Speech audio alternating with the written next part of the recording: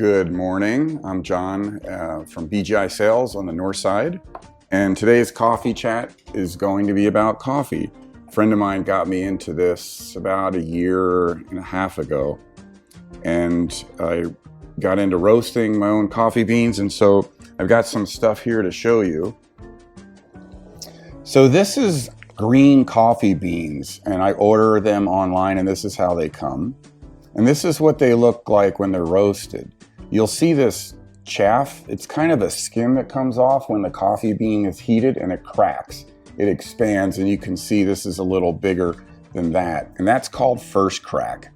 After that, there's a second crack, which is not as easy to hear. This almost sounds like popcorn when it's cracking. This is what happens as you go past second crack and you burn the beans. It's oily and shiny, and this will give you a consistent burnt flavor, aka French roast or espresso roast.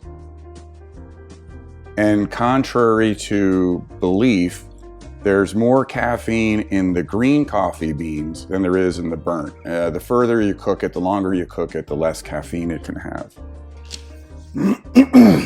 Usually, another really important thing in coffee brewing is water temperature. It's huge. I roasted beans and made coffee at my house, brought in the coffee grounds, and we made them here at BGI, and holy smokes, they tasted completely different, as in good and horrible. So maybe we can do some links in the end of the video showing the equipment that I use. I have a really cool drip coffee pot, a Technivorm. It has a really nice copper heater in it, and it'll get the water up to the right temp, which is somewhere around 190. Another thing to talk about is the amount of coffee that you use in the pot. Let's see, to use a full pot of coffee, I am just under 2 ounces. And the thing to realize is that the water can only absorb a certain amount of coffee. So if you put double the coffee grounds into it, you're not going to get double the strength. There is a place where it's just going to not work anymore, and you can overdo it, and you're just wasting coffee. On the coffee beans here, it's amazing that they taste different. So this is Papua New Guinea. This is Ethiopian Yirgacheffe, which is amazing. And I've got Sumatra, Colombia. So depending on where the beans are grown, you're going to get a different flavor. For instance, the Latin American coffees have a really nice coffee flavor, then an absolute clean finish.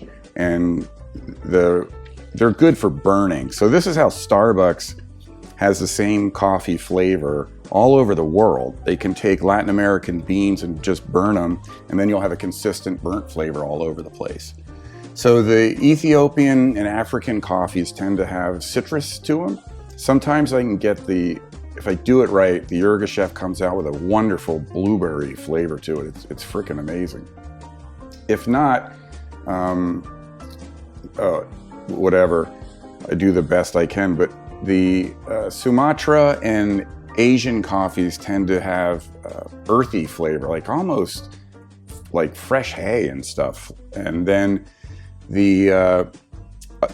I've never had Papua New Guinea or anything, but so I've got a bunch of stuff here to try. It's kind of cool, and it's less costly than buying pre-ground coffee.